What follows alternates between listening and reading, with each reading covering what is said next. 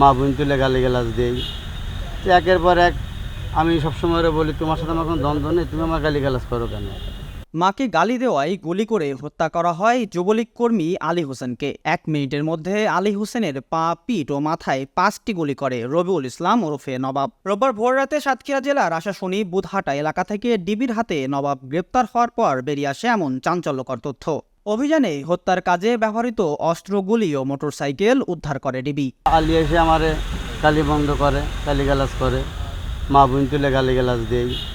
তো একের পর এক আমি সবসময় বলি, তোমার সাথে আমার কোনো দ্বন্দ্ব নেই, তুমি আমার গালিগালাজ করো কেন? এইভাবে একের পর এক, একদিন 5 দিন 6 দিন 10 দিন পর পর এসে আমার সাথে এরম বিহেভ করে। 4-5 মোটরসাইকেল নিয়ে আসে, 4-5 জন এসে এভাবে গালিগালাজ করে, মা বোন তুলে উল্টো পাল্টা লোকের মধ্যে গালিগালাজ করে।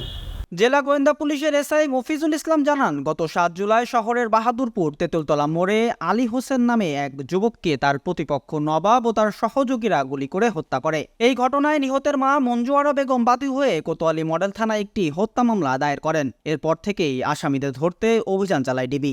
বাহাদুরপুর তেঁতুলতলায় আলী হোসেন নামে একজনকে আততায়ীরা গুলি করে হত্যা করে। এই সংক্রান্তে প্রাথমিক তদন্তে বেরিয়ে আসে যে নবাব তার সহযোগী নিয়ে গুলি করে হত্যা করে। এই সংক্রান্তে একটা হত্যা মামলা হয়।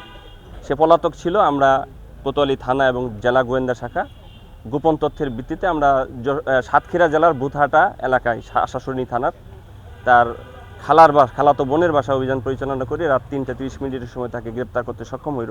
গ্রেপ্তারকৃত আসামি নবাব জেলা ও যুবদলের বন ও পরিবেশ স্থায়ী কমিটির সভাপতি। তার বিরুদ্ধে একাধিক মামলা রয়েছে। এলাকায় আধিপত্য বিস্তার, মাদক ব্যবসা ও চাঁদাবাজির ঘটনাকে কেন্দ্র করেই আলী হোসেনকে হত্যা করা হয় বলে জানিয়েছে জেলা গোয়েন্দা police. Raihan Siddique, voice of tiger.